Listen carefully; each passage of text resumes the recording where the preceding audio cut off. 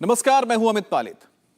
The prime minister of Bharat, इसे सुनने की आदत डाल लीजिए क्योंकि प्रधानमंत्री आसियान समिट में हिस्सा लेने के लिए इंडोनेशिया जा रहे हैं और इंडोनेशिया में प्रधानमंत्री के इस विजिट का जो ऑफिशियल डॉक्यूमेंट छपा है उसमें भी लिखा है the prime minister of Bharat Narendra Modi. अब अगस्त महीने में प्रधानमंत्री जब ब्रिक्स समिट में हिस्सा लेने के लिए साउथ अफ्रीका गए थे, उस दौरे के ऑफिशियल डॉक्यूमेंट में भी मोदी के लिए the prime minister of Bharat लिखा गया था। सवाल है कि क्या मोदी चुनाव क्षेत्र में उतरने से पहले एक्सपेरिमेंट कर रहे हैं? प्राइम मिनिस्टर का पब्लिक सेंटिमेंट नाप रहे हैं और Narendra Modi style of water testing कैसे कह सकते हैं कि जो पानी है ना, पानी को एक बार वो जांच कर रहे हैं, यानी कि ना वाटर टेस्टिंग चल रही है चुनाव से पहले, फुल फ्लेजेड स्केल पर चल रहा है। प्रधानमंत्री का फीडबैक लेने वाला इकोसिस्टम कैसे काम कर रहा है, इसका रिजल्ट क्या दिखेगा, बताते हैं आपको इस रिपोर्ट के जरिए। 6 राज्यों की 7 सीटों पर उपचुनाव में वोट पड़ गए। योगी आदित्यनाथ लखनऊ से दिल्ली आए और प्राइम मिनिस्टर को अयोध्या में राम मंदिर निर्माण का अपडेट दिया।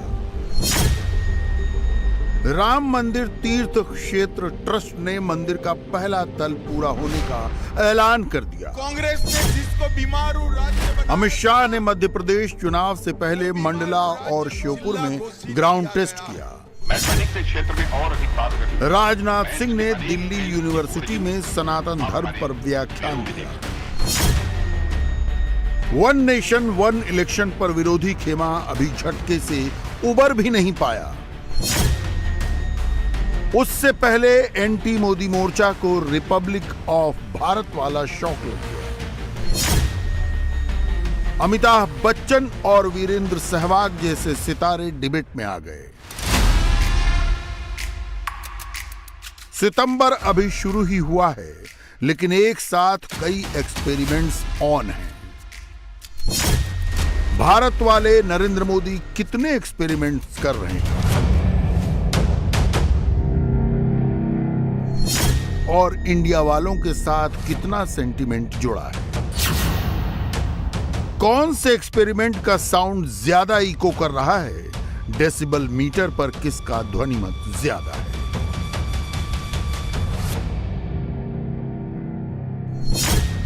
पिछले 5 दिन में 5 अलग अलग तरह की बातें हो गई। वन नेशन वन इलेक्शन, सूर्ययान, सनातन, राम मंदिर, इंडिया वर्सेस भारत। हर सुबह एक नया पर्चा आता है। पब्लिक स्पेस में पूरे दिन डिबेट चलता है। शाम होते होते इस एक्सपेरिमेंट का डेटा रिकॉर्ड कर लिया जाता है। यह डेटा व्यर्थ नहीं जाएगा। इस डेटा से आगे चुनाव का पर्चा तैयार होगा। इंडिया और भारत के डिबेट को आरएसएस प्रमुख मोहन भागवत ने पायलट किया। तेज की तरफ जाता है, प्रकाश में रत रहता है, ज्ञान में रत रहता है, वो हमारा देश है। उसका नाम भारत है, तो दुनिया में कहीं भी जाएगा तो भारत ही रहना चाहिए। तो हम बोलने में लिखने में सर्वत्र भारत कहे। किसी को समझने नहीं आया, चिंता न करे, उसको जरूरत है तो वो समझ ले।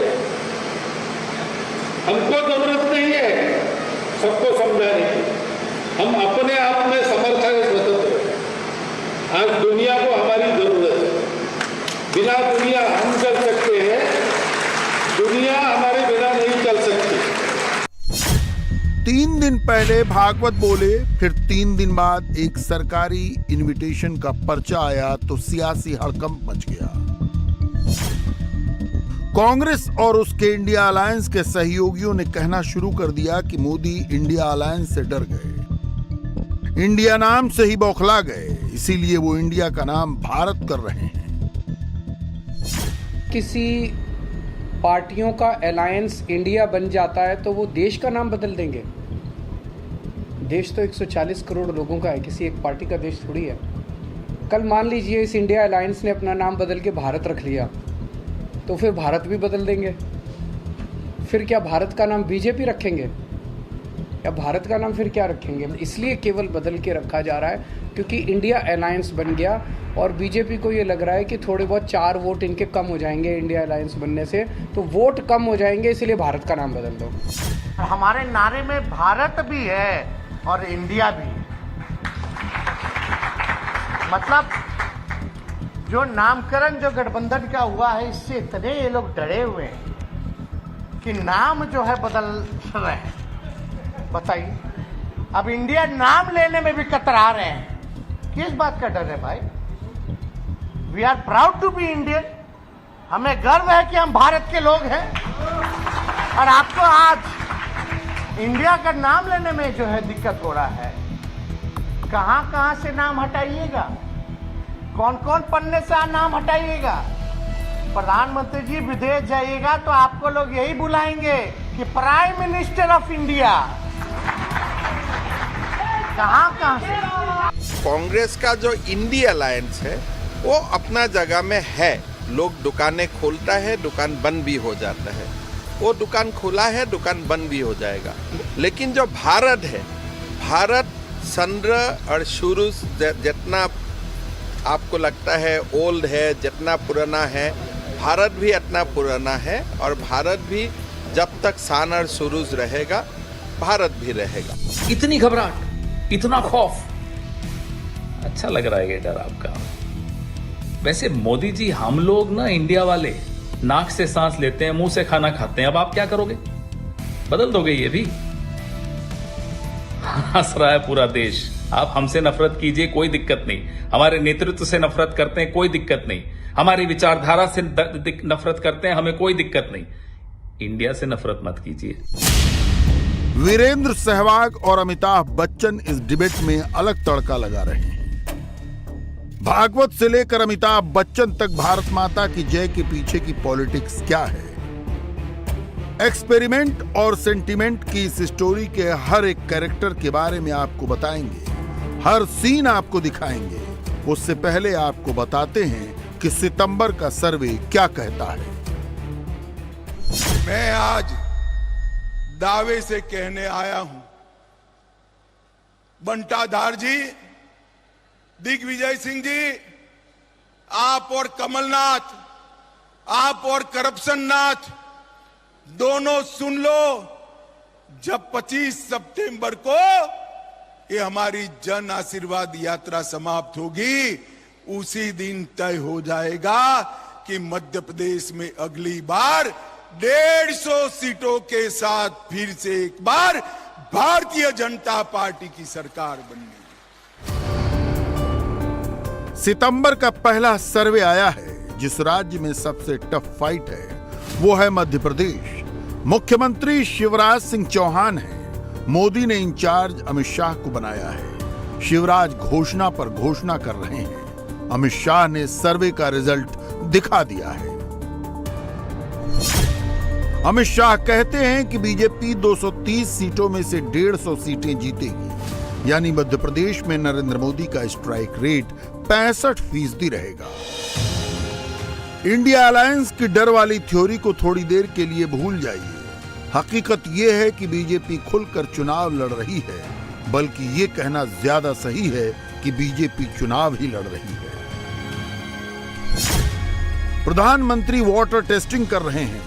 एक दिन गैस सिलेंडर के दाम कम करने का मुद्दा, अगले दिन 1 नेशन 1 इलेक्शन का मुद्दा, चंद्रयान के बाद सूर्ययान, फिर सनातन और अब इंडिया वर्सेस भारत। वेदों की जो सबसे महत्वपूर्ण विशेषता है वह है उनकी लॉन्जेविटी, यानी उनकी सनातनता। जिस सनातनता पर इसमें चोट कुछ लोगों के द्वारा पहुंचाने की कोशिश की जा रही है। सनातन है क्या? जो नित्य नूतन है, चिर पुरातन है, वही सनातन है। कुछ ऐसे लोग भी हैं जो वेदों में जातिगत व्यवस्था मिलने का आरोप लगाते हैं। ऐसे लोग ना तो वेदों को अच्छी तरह से जानते हैं और न ही उन्होंने कभी वेदों का अच्छी तरह से कभी अध्ययन किया है। वेद भारत की उस प्राचीन ज्ञान परंपरा का प्रतिनिधित्व करते हैं मेरे मित्रों, जिसमें जात के आधार पर नहीं बल्कि कर्म के आधार पर वर्णों का उल्लेख है। मोदी आइडिया फ्लोट करते हैं, रिस्पांस देखते हैं, फीडबैक रिकॉर्ड करते हैं। उसी फीडबैक से मोदी देश का मूड और माहौल समझ जाते हैं। माँ जन्म देती है, गुरु जीवन देता है। मोदी मुख्यमंत्रियों से भी मिल रहे हैं। शिक्षक दिवस के मौके पर देश भर के चुनिंदा सम्मानित शिक्षकों के साथ प्रधानमंत्री ने लंबा वक्त बिताया।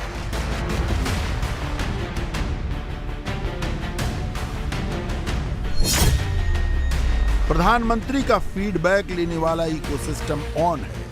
सुबह भारत भारत किया गया, शाम को अयोध्या का जिक्र आते ही राम राम का माहौल बन गया। सहवाग जब टीम इंडिया की जर्सी पर इंडिया की जगह भारत लिखने की मांग करते हैं तो क्या होता है?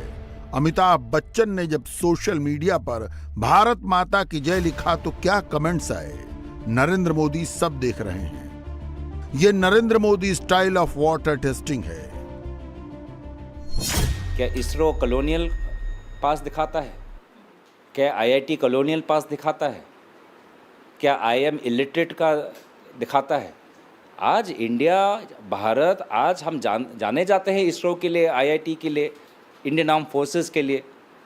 तो इसीलिए मुझे लगता है कि आज ये अपने राजनीतिक रोटी सेकने के लिए हमारे भारत माता का नाम बदनाम कर सकते हैं। भारत माता के आज वो मणिपुर में उन्होंने 2 टुकड़े कर दिए हैं, आज इंडिया का नाम भी वो बदनाम करना चाहते हैं। तो अपने यही ये आरएसएस की यही इनकी इतिहास है कि जब जब भारत माता को अपने भारत के लोगों ने बचाने की कोशिश की, जब स्वतंत्रता संग्राम के समय था, तब भी उन्होंने भारत माता की रक्षा नहीं की। इंडिया की फ्रीडम स्ट्रगल में उनका कोई सहयोग नहीं था।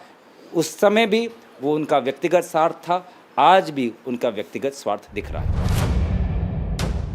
कांग्रेस और उसके सहयोगी दलों के नेता कहते हैं कि संविधान से इंडिया नाम हटाना संभव नहीं, ये बस शिगुफा है जो शायद कभी पूरा ना हो। विरोधी सच कह रहे हैं, इंडिया कोई ऐसा नाम नहीं जिसे एक झटके में बदल दिया जाए। इंडिया को भारत करेंगे तो संविधान बदलना पड़ेगा।